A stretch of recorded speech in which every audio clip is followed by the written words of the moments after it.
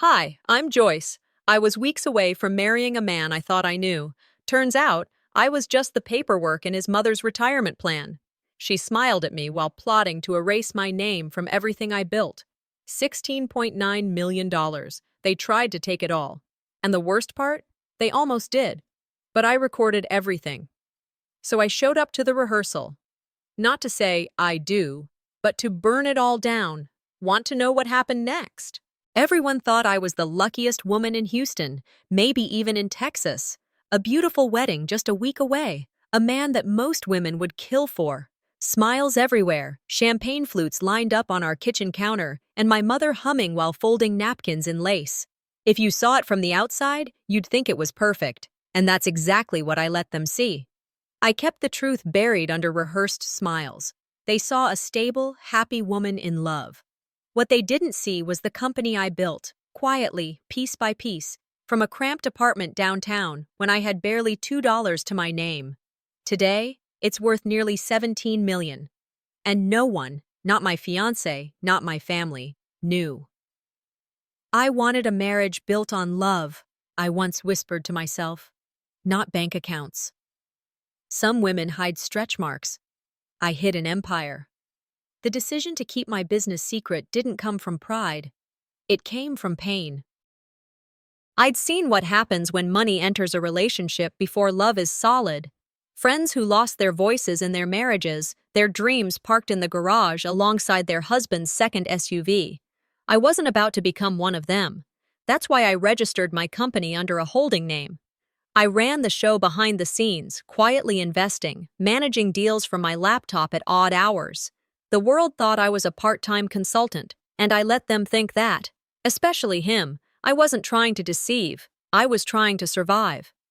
Some women hide scars. I hid a company. That Thursday night, we had dinner with his family at a fancy restaurant just outside River Oaks. His mother, Carmen, raised her wine glass and said with a smile too perfect to trust, "Some girls really know how to land on their feet, don't they?" The table chuckled.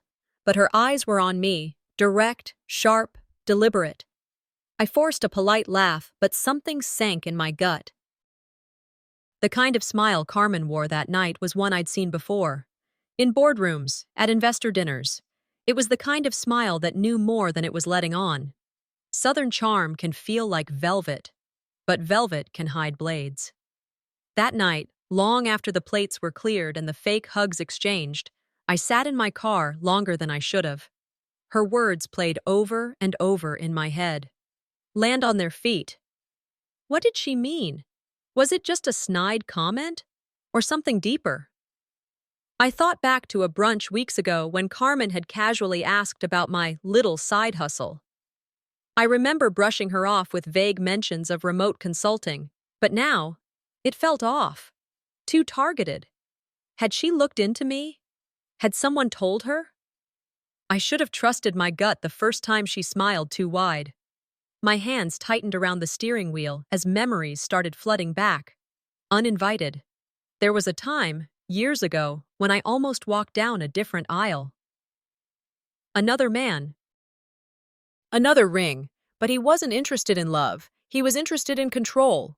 He'd once tried to change the name on my savings account, suggested I streamline my finances into his. When I hesitated, he told me I had trust issues, that I wasn't wife material. What I didn't realize then was that financial manipulation doesn't look like shouting, it looks like smiling while shifting the terms of your life behind your back. I walked away from that man, and from that day forward, I built something no one could touch. Some of us don't keep secrets, we carry armor. Just as I was settling into that familiar hum of dread, my best friend Megan called. She never called this late unless it was serious. "I don't trust Carmen," she said, skipping the pleasantries. I stayed silent, waiting. She was on the phone with someone at the venue today. I overheard her mention a lawyer, something about contingencies if the bride backs out. I blinked. "Backs out?" "Yeah," Megan said. No, it wasn't just planning talk. It sounded calculated. I didn't know what to say. Was Megan being protective, or was she on to something real? I trusted her. But lately, everything felt like it could be a setup. Everyone was smiling too much, asking the wrong questions, watching too closely. I hung up, trying to convince myself I was just overthinking. But that little voice in my head wouldn't stop. Maybe this wedding isn't about love. Maybe it's a setup. Mornings used to carry a kind of rhythm I liked. Coffee on the deck, inbox check, quick scan of wedding to-dos taped to the fridge. But that morning, something felt off. I couldn't name it at first. Maybe it was how quiet everything was, how still, like the air was waiting for something to break.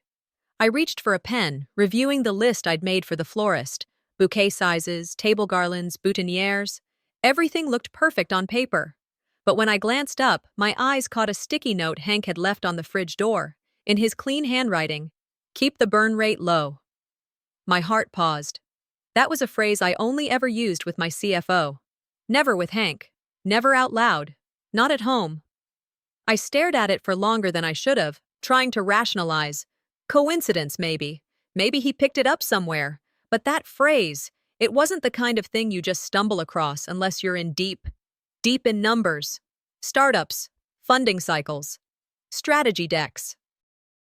I took the note down and folded it, tucking it into the back of my planner. That should have been the moment I trusted my gut again. Later that day, we went to brunch with Carmen. A white linen, soft music kind of place, where even the eggs felt like they came with an apology. Halfway through a story about honeymoon plans, Hank chuckled and said, "Well, prenups these days are just founder dilution in disguise." He said it like a joke, a light comment. Carmen laughed. Everyone laughed. Except me. I froze. Founder dilution. Another term from my world, one he had no business knowing. It wasn't in movies or magazines. It lived in pitch decks and cap tables. I sipped my mimosa slowly, hiding behind the glass. I remembered months ago, he had glanced at my screen one evening while I was replying to a partner. I closed the laptop, brushed it off, told him it was boring legal stuff. He didn't push. Now I wondered if he had pushed, just not with me. I watched him for the rest of the meal. His body language was easy, relaxed. But my mind raced. Was he studying me? Or worse, was someone else feeding him pieces of me? After brunch, we drove home in silence. Hank hummed to the radio. I nodded at his comments, but inside I was trying to stay calm, focused, alert. Back at the house, while he took a call on the patio, I started folding the laundry. My hands moved automatically, but my mind, it was somewhere else entirely. Then his phone rang again, but he didn't answer. It buzzed twice, then stopped. Seconds later, it buzzed again. Voicemail. I shouldn't have, but I did. I walked over, pressed the screen, and listened. A man's voice, calm and unhurried. "The girl's cleaner than I thought, but keep digging. She's hiding something bigger." Click. That was it. I didn't breathe. The phone stayed in my hand a second too long. The voice didn't sound familiar, not from Hank's work circle, not from mine. And the name attached to the call? Deacon. I didn't know any Deacon. When Hank came back in, he acted like nothing happened, talked about golf plans with his dad, made a joke about how I should pick the playlist for the wedding band. I nodded, smiled, played along, but my fingers itched to write down that number. Later that night, after Hank fell asleep watching ESPN, I texted my old friend Marjane. Marjane didn't ask questions. She just replied, "Send it. I'll run it in the morning." By noon the next day, she called back. "It's a paid background check service," she said. "Not the kind of thing you stumble onto. You pay for access, high-tier stuff, business intel, asset searches, offshore traces, that kind of level." She paused. "Joyce, someone's running a full scan on you." I didn't speak for a second. Then, "Who owns the account?" She exhaled. "Registered under a shell name, but the payments come from a card under Carmen's boutique firm." Silence. So this wedding wasn't just about love, it was about leverage. I thanked her, ended the call, and sat on the edge of the bed staring at the carpet. My hands didn't shake, not yet. That would come later. For now, I just needed to think, strategize, survive. 2 nights later, we had a rehearsal dinner at the country club. Polished oak floors, glittering chandeliers, waiters in white gloves. The kind of place where old money never says its name out loud, but you feel it in every glance. I walked in wearing a dress Carmen picked for me. Silk, pale rose, expensive, safe. Dinner moved smoothly until a man from Hank's side leaned over and joked, "You'd be amazed what people hide behind an LLC these days." I froze mid-bite. Carmen, across the table, looked up, met my eyes, held them. There was a faint smile on her lips, but nothing warm about it. That wasn't a coincidence. That wasn't a joke. That was a message. And I got it. I nodded slowly, smiled back like nothing was wrong. But inside, I was already planning how to turn this entire game on its head. I woke in the dark. Midnight, or close enough. The kind of hour when your brain picks at every stray thought. My heart felt heavy before I even sat up. The quiet in my home had become a noise I couldn't ignore. I slipped into my office, floorboards creaking slightly underfoot, and saw the folder on my desk had been nudged. Not in the same neat line I left it. It was off-center. I opened it carefully. Underneath the top sheet lay the contract I thought I sealed and secured long ago, the original version I tucked away in my safe. But this draft, it had an extra clause, tucked under dense legal jargon, written in a hand I didn't trust. I had never approved this. The only other person who had the house code, aside from me, was Carmen during the renovation months back. A chill ran down my spine. Everything shifted in that moment. I flashed back to a dinner 6 months ago.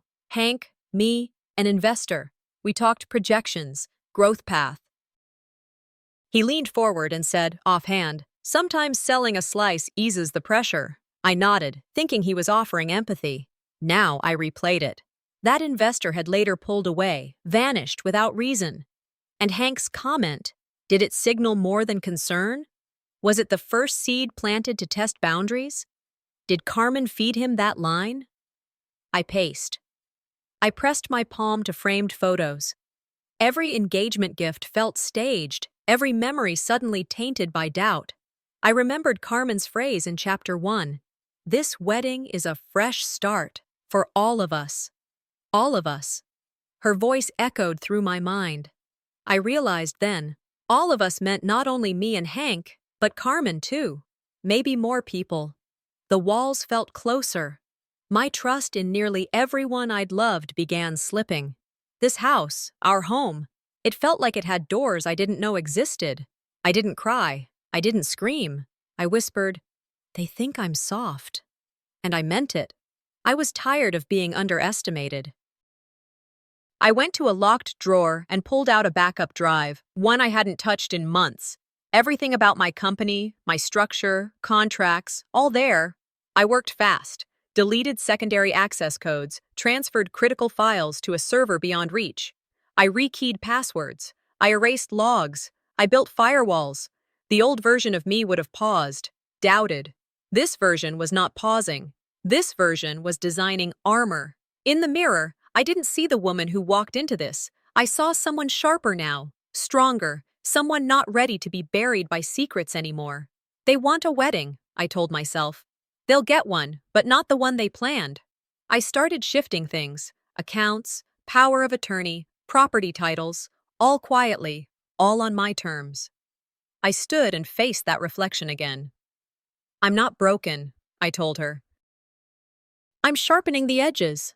Then, in the hush of night, I sat back down and whispered to the empty room. If I was going to burn their house of lies down, I'd need to light the first match in total silence. Erica asked me to meet her at this trendy little spot off Memorial. Bright walls, loud music, too many smiles for a weekday morning. It wasn't our kind of place. Not really. But she said it was important, and I could tell from her voice this wasn't a social check-in. Something was off. She looked thinner than I remembered. Not sick, just weighed down. The way people look when they're carrying more than they're saying. We hugged like strangers, sat like we were being watched. She stirred her coffee too long, eyes darting over my shoulder before she said anything. Joyce, she started, voice barely above a whisper.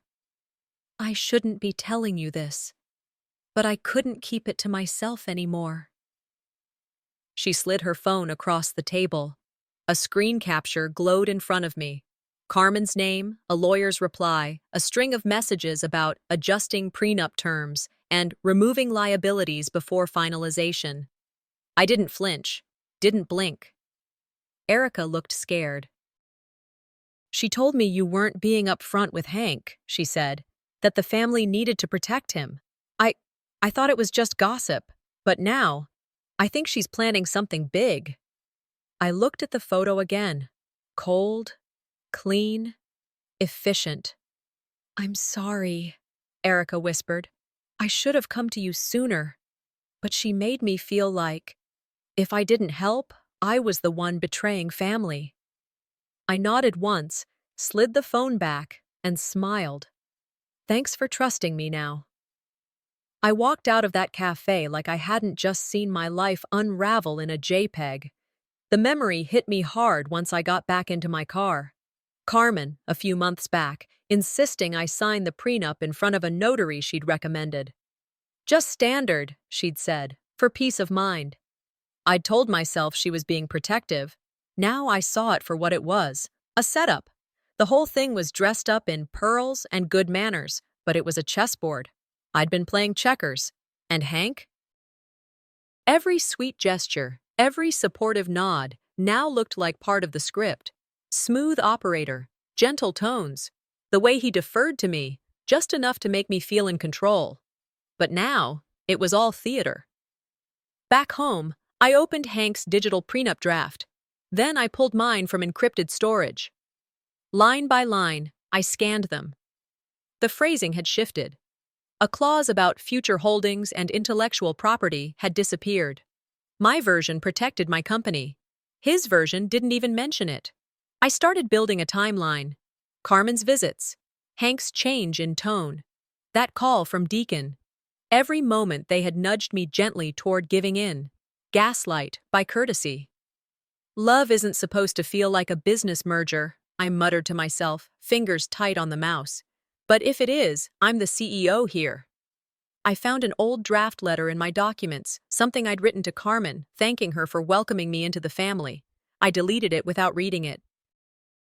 That girl was gone. I wasn't going to let them walk me into this dressed as a bride and leave me stripped as a liability. By that afternoon, I was already making moves, bank logins, redirecting assets, new password sequences on accounts they didn't know existed. I called Monica, my old classmate turned forensic attorney, and told her I might need background confirmation on a few people.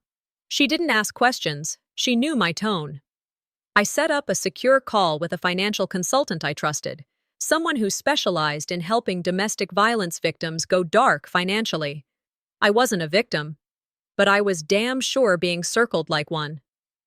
Can you walk me through a clean disengagement? I asked. No one notices till it's done, she said. That okay with you? That's exactly what I want. The next day, I showed up for a brunch with Hank's family, full Southern spread. Carmen wore her usual soft pink and pearls. The room smelled like syrup and secrets. She hugged me, her perfume sticky and sweet. You're glowing, dear, she said. So glad you're finally feeling safe. I leaned in, my voice soft but sharp. Funny, I've never felt more exposed. I pulled back with a smile. And that was the moment I knew. The next move had to be mine, or I'd lose everything I built. I made salmon and wild rice, set the table, lit a candle I didn't care about, poured wine I didn't plan to drink. The house was calm, but it wasn't peaceful. Not tonight. I wasn't hosting dinner. I was setting a stage. Hank walked in like nothing had changed, took off his shoes, kissed me on the cheek, and asked how my day was. He said we'd need to be at the church by 11 tomorrow for rehearsal. I smiled, asked if he wanted lemon on the fish. I served his plate, sat across from him, and listened to him talk about Aunt Cheryl's gluten-free demands and the band being late for the fitting. I laughed at the right times, nodded, reached for my napkin like I wasn't gripping a storm inside my chest. I waited until he put down his fork. I've been reviewing the prenup, I said. My attorney raised a few concerns about recent updates, legal language stuff. He paused. blinked like a man caught mid-lie but not sure which one I meant. "Joyce," he said, "careful now. You've been under a lot of stress. It's natural to feel overwhelmed." That wasn't an answer. That was deflection. I let it sit. "Then you won't mind," I said. "If we compare the version I have with the one Erica showed me yesterday, you know, the one your mom's lawyer sent over with the hidden clause." That hit. His fork clinked against the plate. His smile dropped like it had been painted on and just met water. "It's just a misunderstanding," he said. I leaned in, elbows on the table. "It's not. You know it's not." I walked over to the sideboard, pulled out a folder I'd placed there an hour earlier, slid it toward him. That clause was buried under legalese. It removes my intellectual property rights. It's not in the original version I signed. Someone added it. I know who had access. I know when it happened. And I know why. He stayed quiet, and I let the silence work. "I know your mother is behind it." He opened his mouth, then shut it again. Finally, he exhaled through his nose like a man losing ground fast. "I didn't know the details," he said. "Mom just wanted to make sure we were both protected. She thought you might leave and take everything." I laughed, but it wasn't kind. "From what? The woman who built all of this before she even met you? Who invited you in, offered you a seat, and trusted you to not break the damn table?" His expression shifted. He wasn't the sweet man from our engagement photos anymore. He was defensive, insulted, angry. "You've been testing me this whole time, haven't you?" he snapped. "You don't trust anyone. You never really let me in." "No," I said, calm. "I gave you everything. You just weren't ready for someone who didn't need to be rescued." He stood up. I didn't flinch. I stepped back, not out of fear, but to get clear space. Breathing room. I wasn't angry. I was awake. "I've locked down all access," I said. "My accounts, my company, my trusts. Everything's off limits unless I say otherwise. I've got legal coverage in place. I've got backups. I've got proof." He paced once, then stopped, trying to regain control. "You're really gonna throw all this away? Over paperwork?" I looked him dead in the eye. "I'm not walking away over paper. I'm walking away from betrayal. And I'll do it in heels and a white dress if that's what it takes to make the point." We stood in the quiet. The fish had gone cold. Then I said, "I'm not canceling the wedding. Not yet." He looked confused, like he'd just been thrown a life ring but wasn't sure if it had a rope tied to it or an anchor. "There will be a new prenup," I said. "Written by my team, reviewed by my lawyer, signed in front of my notary, no Carmen, no edits, no tricks. You have 24 hours to agree, or I walk." I didn't wait for his response. I walked to the hallway, entered my room, closed the door behind me, locked it. I stood there in the dark, breathing deep. Not from grief, but from clarity. He could blame the documents all he wanted, but this line in the sand, it was drawn with fire. I walked into my downtown office that morning and felt the weight of silence before I even reached my desk. Marla, my assistant, sat there, head bowed, eyes fixed on her screen. She barely looked up. That alone unsettled me. We spoke on easy terms before. Now it felt like she was holding something behind her spine. I cleared my throat.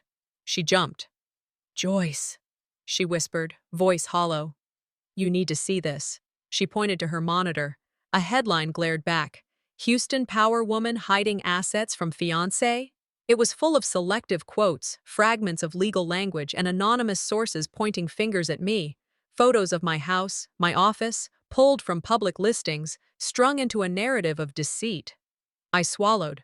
Marla explained she'd received an email blast sent to local business groups, under my name, using fake addresses. She said she deleted it, forwarded me the original. Her eyes trembled.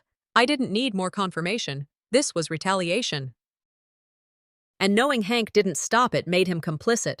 I closed my door, canceled my morning meetings. I sat with my thoughts, retracing all interactions, late dinners, quick looks, things I brushed aside. My father's voice echoed. "If you let them tell your story, don't be surprised when you become the villain." I tried calling Hank. Straight to voicemail. I left a text. So, this is your mother's version of love? My hand trembled as I opened a drawer and saw a framed quote from Maya Angelou. When someone shows you who they are, believe them the first time. Tears came, not from breaking down, but because I realized silence had become my enemy. One by one, emails from board members began to trickle in. Delays, polite declines, ambiguous cancellations. A longtime partner said, "Maybe take some time, Joyce." The message was loud. Step back. I shut down all my devices. I went home feeling exposed. On the living room table, a rumor email waited. "You're not the first she's done this to. Check 2009, Carla Morgan." My heart twisted. I unlocked a folder I rarely touched, evidence I'd collected privately, contracts, time-stamped emails, guarantor letters, all pointing to manipulation for years. I stared at them in disbelief and resolve. In a quiet corner of the night, I opened my phone camera. I recorded myself, not defending, not begging, but stating who I was, what I'd built, what they'd tried. I didn't post it. I saved it. For when the timing is mine, not theirs. I watched my reflection on the screen. "You didn't break me," I whispered. "You taught me who to never be." The storm was coming, but the first strike, I would land it quietly. I sat at the edge of my study couch, a legal folder balanced on my lap, its contents spilling like open wounds, bank statements, contracts, shell company filings, some with dates that perfectly matched the times I'd been out of state. I ran my fingers over one log, tracing the timestamp like it held answers. Carmen had moved money through fake entities while I was giving speeches in Chicago, touring projects in Santa Fe. Calculated, clean, and buried under my name. Margin's envelope was heavier than it looked. Inside were pages marked with highlighter, handwritten notes in her tight, precise cursive. She hadn't just traced the shell accounts, she'd cross-referenced ownerships, tracked transfers, even noted lawyers' names. I closed my eyes. "So, this is how they wanted to bury me," I murmured. I started making a mental list, names I needed to call, accounts to freeze, and attorneys I'd trust over my own blood if it came to that. This wasn't about defense anymore. It was audit time, and they didn't know it yet. The room smelled like lavender oil and printer toner.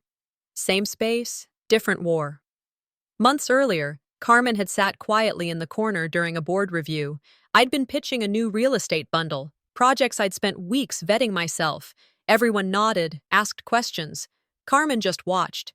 Then, midway through my presentation, I'd seen her glance down and start texting. At the time, I assumed it was something trivial. Now I remembered that the number she was texting matched the one Deacon had flagged in a voicemail left weeks later. Same last 4 digits. Back then, I brushed it off. Maybe she was bored. Maybe she didn't understand the numbers. But now, I knew. She wasn't confused. She was coordinating. In that flashback, I could see it clearly. Every compliment was a chess move. Every offer to help was a hand wrapping around my throat, soft and slow. I sat back, bitter realization sinking in. They treated me like trust was a contract, not a bond. There was a flash drive buried in an old folder, one I hadn't touched since my 2020 tax audit. I plugged it in, more out of instinct than expectation. What played shook the air around me. Carmen's voice, cool and flat. "Once the wedding's done, we file the revision. She won't notice the ownership change. Her name won't even be there." Another voice, her attorney's. "We need to ensure the transition looks voluntary. Make it about merging families." They kept going. Names, dates, bank references. I froze the audio, rewound, listened again. I didn't scream. I didn't even curse. I wrote it all down. Everything I'd need. This wasn't revenge. It was clarity. I wouldn't post it, not yet. But when I did, it'd be on my terms. By midnight, I had a draft of a statement for my board. I clipped a segment of the audio, just enough to prove knowledge and intent. It wasn't an attack. It was a firewall. I pulled out my phone and sent Hank a message. "Let's meet tomorrow morning, just us." Then I called my attorney. We walked through each point, established fallback protocols, isolated my business systems. Every move had a countermeasure. I wasn't bulletproof, but I'd be hard to bury. Backups were stored, contingencies reviewed. I even assigned temporary power of attorney to a second counsel. I knew what came next would be ugly and public. My study dimmed with just the monitor glow left. I shut it all down, one tab at a time. The room fell into silence. No headlines, no voices, just me and the paper in front of me. Blank, ready. They wanted a sheep, I whispered, but I'm remembering how to roar. I rose slowly, flipping off the desk lamp, my silhouette stretched down the hall, calm, controlled, and loaded. I arrived early at the lakeside estate in Austin. The air held that golden late-afternoon hush you only get before big events. I stepped out of my car wearing a tailored suit, strong, deliberate, my hair pulled back, makeup light. I scanned the grounds. Carmen flitted between floral vendors and seating arrangements, smiling as though nothing had changed, but she was a general in a war I barely recognized. Guests clustered around fountains. Investors, distant cousins, old family friends, faces I'd carefully memorized. Hank met me near the entrance, his posture rigid. He took my arm, said how beautiful the estate looked. I nodded politely, letting him escort me, but every stride I made felt like walking into a courtroom. My mind whispered, truth is power, timing is everything. During the toast rehearsal, Carmen rose with practiced grace. Thank you all for trusting our family today, she said, voice warm and firm. Chairs creaked, glasses tightened. She smiled at Hank, and I felt her eyes land on me. I stood from my seat, steady, poised, and asked with a quiet clarity, before we practice vows, may I share a few words? Confused murmurs rippled. The AV assistant looked toward me. I touched a remote in my hand. It clicked. I watched ears lean in. Screens flickered alive. Carmen's voice rang out over the speakers. Once she's married, her holdings default to community property. The room froze. I let a pause hang, thick. Hank's face went pale. Whispers gathered, uncertain. I cleared my throat, voice firm but calm. This is not a joke. This is evidence. She rose, mouth open. This is fabrication, she said, advancing toward the podium. But I pulled forward legal documents, emails, timestamps, signed contracts. I laid them out on the lectern. You tried to make me a pawn in your retirement plan, I said, but I play chess, not checkers. Hank stepped in, hand reaching for mine. I pulled away. Don't, I said. The line was drawn. Guests shuffled. Some left awkwardly. Others stared, stunned into silence. I caught small nods from business contacts, quiet allies acknowledging strength. This isn't the wedding I planned, I addressed the room, voice firm but worn. But today it may become the ceremony I needed. We slipped away to a private room. Hank, pleading, me, holding my composure. He promised love, insisted he didn't know. I stared at him. Then protect me from your mother, I said. I placed the engagement ring on the table. Love without trust isn't love. It's theater. Then I left him there, stunned and stripped. Home was quiet. I poured wine, let it rest in the glass. My inbox overflowed, with supportive notes, press inquiries, messages from women who had seen the leak. I opened my own statement document. I typed slowly, deliberately. Not begging, not pleading, reclaiming narrative. I closed my laptop, looked out at the dark lake.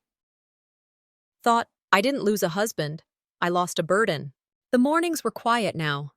I sat by the lake with a cup of coffee and an old leather journal in my lap, pen in hand but no urgency to write. The water didn't speak much, it just shimmered and waited. A month had passed since the wedding rehearsal that never turned into a wedding. The phone hadn't rung. No messages from Hank, nothing from Carmen. Silence. And for the first time in a long time, that silence didn't feel like abandonment. It felt like ownership. Peace was strange. I didn't quite trust it yet, like a room that used to be filled with shouting and now stood still. But I was learning to let it in. My days had reshaped themselves. I cooked more, read without checking emails, walked the property barefoot just because I could. I hadn't cried. Not once. Not out of strength. Just, there was nothing left to grieve. What they took wasn't mine anymore. I opened my inbox later that morning. It was overflowing. Talk shows, book agents, producers, all clawing for their version of my story. One stood out, a major streaming platform offering $7.2 million for exclusive rights. My publicist's message read, "This is it. The world wants you." I stared at the screen. 7.2 million. I leaned back, closed my eyes, let the number settle. It was tempting. More than tempting. It was transformative. But then I asked myself the one question that's kept me grounded through everything. Is this who I am, or who they want me to be? I imagined my face on billboards, my pain dramatized. Hank portrayed as a cartoon villain, Carmen a caricature. It would sell, but it wouldn't heal. And I didn't crawl out of their games just to star in a new one. I replied to my publicist, "Not yet. I need time to think." A week later, I slipped into a women's entrepreneur summit in Dallas. No one recognized me. Not at first. I sat in the back. Watched a young Latina woman share her story of trying to build a logistics startup with no mentors, no access, no room to fail. Her voice cracked at one point, not from weakness, but from exhaustion. I felt something move inside me, not anger, not sadness, something deeper. A calling, maybe.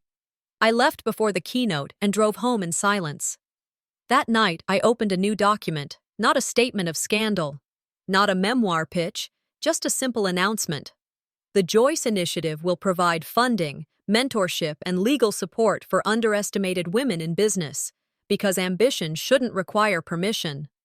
No lights, no cameras, just a purpose. A few nights after the press went out, my phone rang. Unknown number. I don't usually pick up unknowns anymore, but something told me to. It was Hank. His voice was smaller, hollow. "I just wanted to say I'm sorry," he mumbled. "You didn't deserve any of it." I didn't interrupt. I let him speak. He tried to explain and blamed the pressure, blamed his mother, said he still loved me. When he stopped, I answered calmly, "I forgive you, but I don't owe you anything." There was a pause. "Are you happy?" "I'm free," I said. And I meant it. I hung up. No tears, no fire, just air. 3 weeks later, I walked on stage at a business leadership conference, not as a headline, not as a scandal, but as a keynote. I looked out at a crowd of women, students, elders, builders, and I shared my story, not the dirt, not the drama, but the truth. "We can lose a ring," I said, "and still gain a crown." They stood, not because of what I'd lost, but because of who I'd become. I scanned the crowd as the applause roared, and then I saw him, a face I hadn't seen before, but something about the way he looked at me. It wasn't from the past. Maybe, just maybe, it was from the future.